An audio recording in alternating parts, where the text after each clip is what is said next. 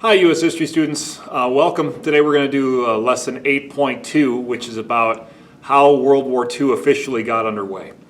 We're living through a strange time right now, guys, a time of disequilibrium and disruption, and we're going to look back at a seriously dark point or two in human history. You can see again one of our long-term learning target is I can evaluate the way we ought to respond to evil and injustice, and we're looking at a picture of that right here. We're going to look today specifically at a poor response or feckless response to evil and injustice, which was this appeasement policy. Why would we ever have thought that this would work? Why would we do this? Well, that's what we're going to look at today. What we're going to see here is World War II, unlike World War I, all right, where if my 8-year-old daughter asked me, "Dad, why did World War I happen?" It'd be like, it's complicated, honey. World War II is pretty simple to explain in a certain way, right? I would just say there were some nations, and I'm going to name them out loud here. There's Germany, and there's Japan, and there's Italy that were being naughty. That's my to my 8-year-old daughter's version of this, and it's essential truth is right there. All right, there are nations that are provoking war. All right, we're going to look at that today, and then we're going to look at how did other people respond to it. In the 1930s, these fascist states of Italy and especially Germany, right, whose leaders are really good at stoking grievances in the general public, are going to begin a policy of expansion. All right, and this policy of expansion will set them on the road to war with the rest of the world soon enough. All right, and Japan is the same thing, grievance-based sort of appeal to its population and on a road to expansion. Germany, Hitler, as he's rising to power, again through legal means, like you might have saw in the video or that you read about, as he's rising to power, he's using this word Lebensraum. All right, and Lebensraum means living space, elbow room. All right.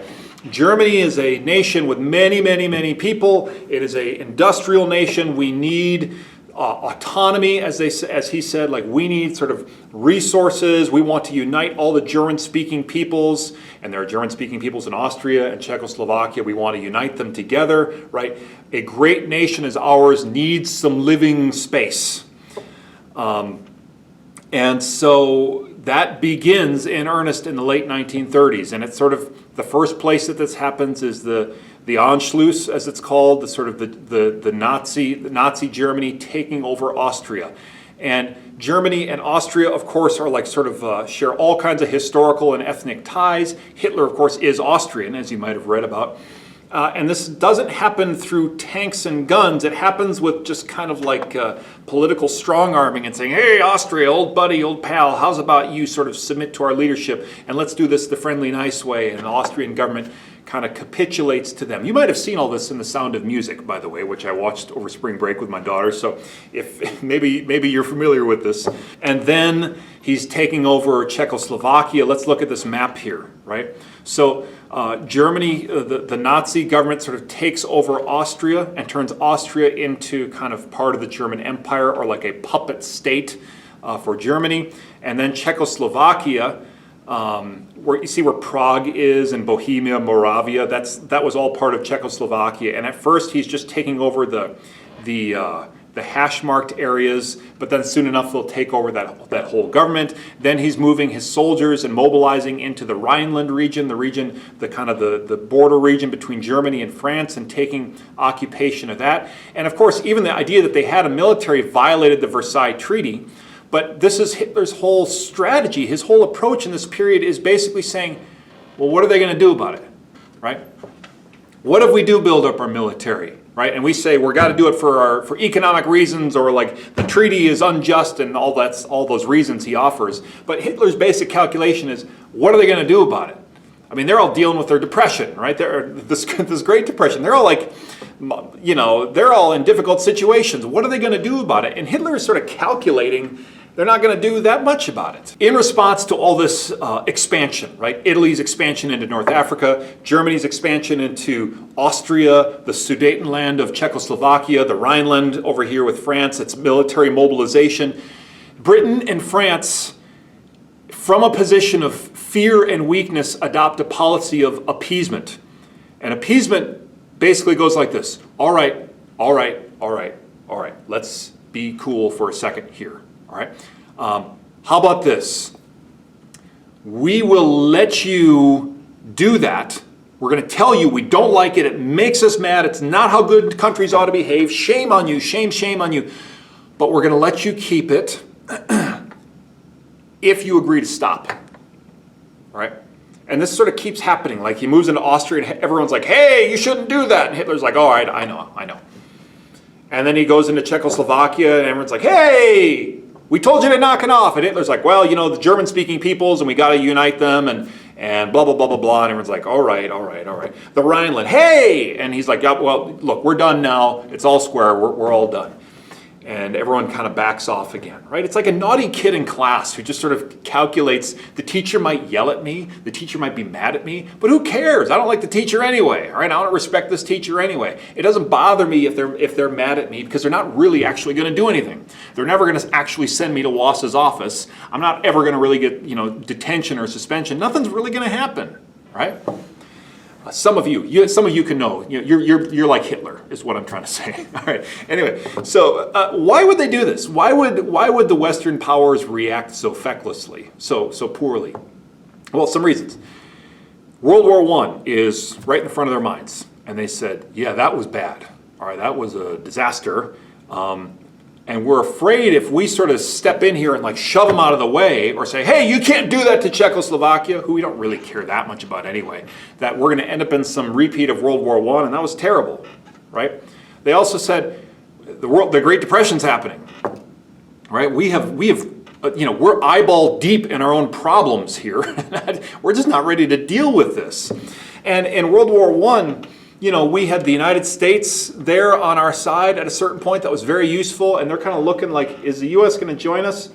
And they sense correctly, no, the U.S. on this one is sort of just whistling a happy tune, or we're just doing our own thing and trying to ignore the fact that there's a big thing brewing over there. We'll talk about that next time, but the U.S. wants nothing to do with this. And on a weird strategic level, France and Great Britain both calculated the real danger to world peace is the Soviet Union. That's the real danger. That's the one we're really afraid of because that involves a total social and economic revolution. All right? And so maybe, like the fascists in Germany and the communists in Russia, they hate each other, right? And so like ideologically they're supposed to hate each other. So maybe best case scenario, maybe like they end up going to war and obliterating each other and we can just sit back and eat some popcorn and go, oh man, it's nice when two bad people take care of each other. Like there's a thought that like maybe they can be there as a buffer.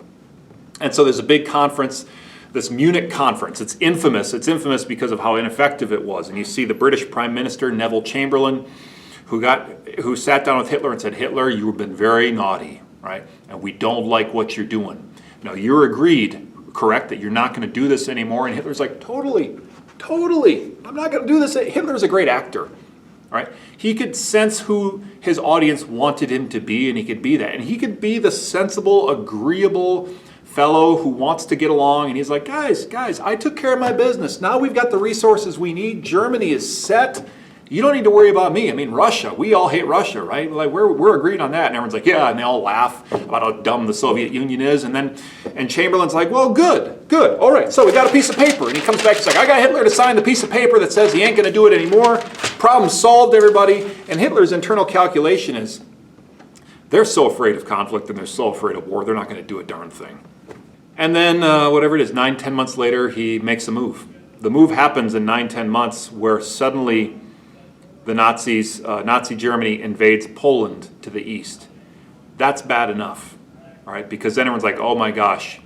And they can point out and say, Hitler didn't abide by the terms of the Munich conference. And that means that we do have to step up here, all right? This will mean war over Poland. Maybe we wouldn't normally care about Poland, but this is sort of like, we have to step up at some point. That's fearsome and terrifying enough, but even more terrifying than that is when reports come in. It's not just that Germany has invaded Poland from the west, it's that the Soviet Union has invaded Poland from the east, and this is happening in a coordinated fashion. And wait a minute, what has happened here? Have these two forces like joined up with each other? The West recognizes we are flat-footed, ill-prepared to respond in war, right? We just aren't ready. We've been hoping, like kind of, this ostrich approach of like hoping it would go away, all right? Hitler, meanwhile, it's like they've already had spring training and they're ready to rock and roll, right? He's got like a ramped up, mobilized army in fighting shape that's already like steamrolled through Poland.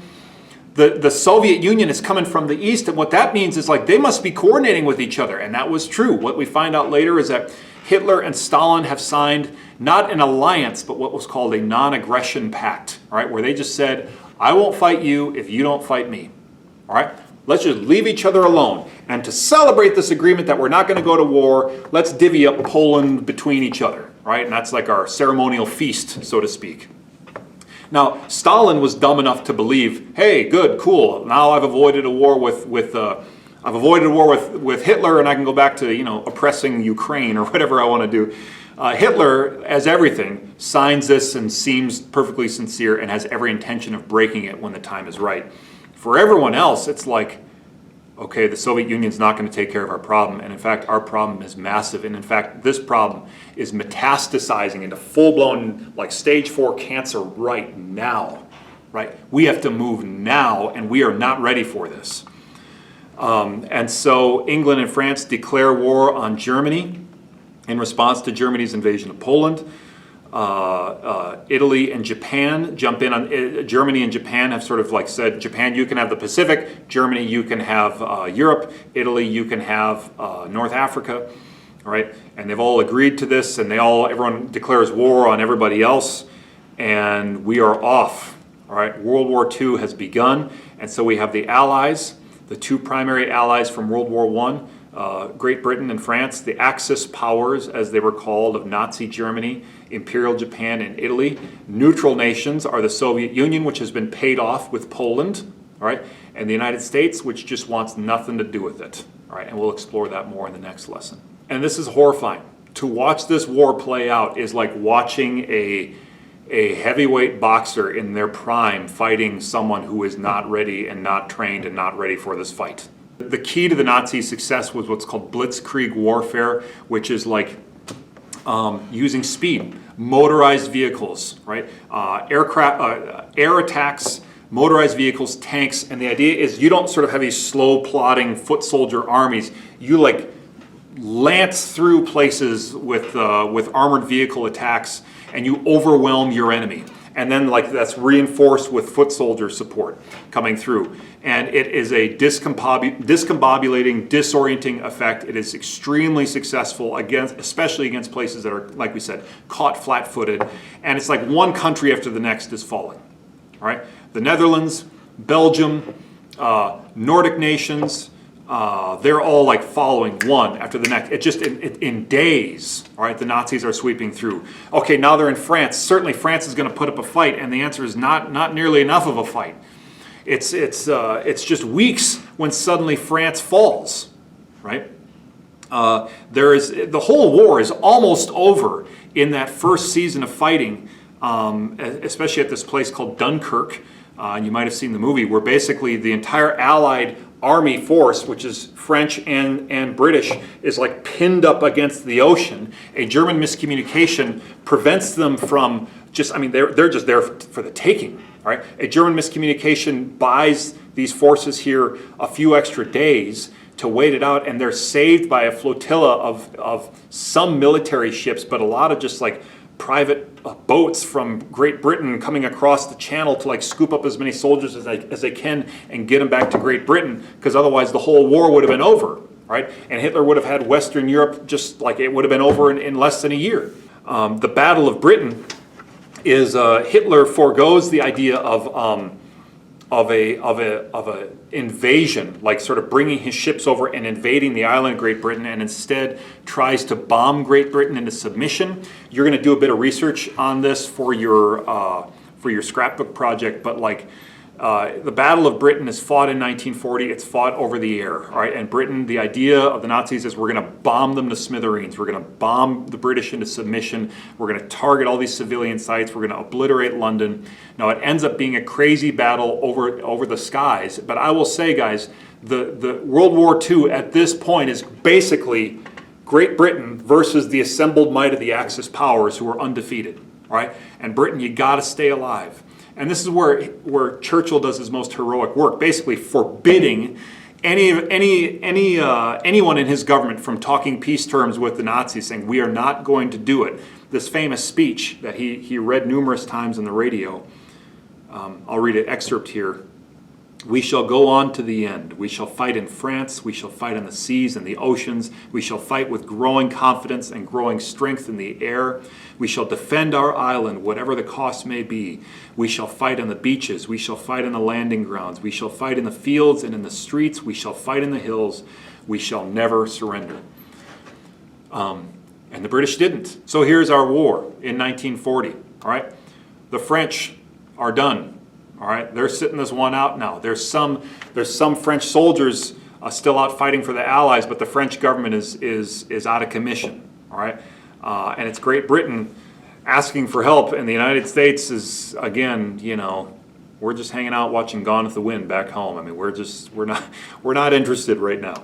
And Hitler, sensing that this battle of Britain has slowed down, the progress is slow, that he's got his own army and his own generals like tapping their fingers, what's next, what's the next move? Hitler makes a key mistake in the war, which is invading Russia. Invading Russia now before he's finished dealing with Britain. Invading Russia was always part of his plan, but his thing, and the wise thing was, you're a fool to start a two-front war, right? But he does, and he does somewhat late in the year, all right? Late summer, 1941, 42, I might have that wrong. I got to double check on that. It's late summer. Hitler invades Russia, and this is some savage, grim fighting. You're going to read about this one as well in some independent work. The key point is probably the Battle of Stalingrad, which takes place over months. And sort of what that is like the Soviets, again, are like initially not ready for this, in part because Stalin has killed all of his own top generals during some of his purges because he viewed them as threats to his power. Anyway, so the Soviets are getting pushed back. They're about to topple and fall. And at a certain point, the tide just turns and the Soviets, winter helps, winter sets in and the Nazis are being hurt by that and the Soviets begin to push back. And this is the first point when the Nazis are losing ground. Our situation by late 1941 is that now the Soviet Union has joined an unlikely ally for Great Britain. The Axis powers are still extremely formidable and they have an extremely impressive batting average or win percentage, but a new ally has joined the Allied side. So that's our story. I'm leaving us off at a pretty dark moment in world history. And next time we're going to talk about why didn't the United States respond more quickly? What was the story with that? You guys are going to get started on your scrapbook project. Just a few pieces of that. We'll always do just a little bit at a time, but I hope you enjoy that process of learning more about some of these individual pieces. Thank you guys. I enjoyed doing this lesson. I wish I could have been there in person with you, but this is as good as we're going to get right now. So God bless you guys. Enjoy the rest of your day. Take care.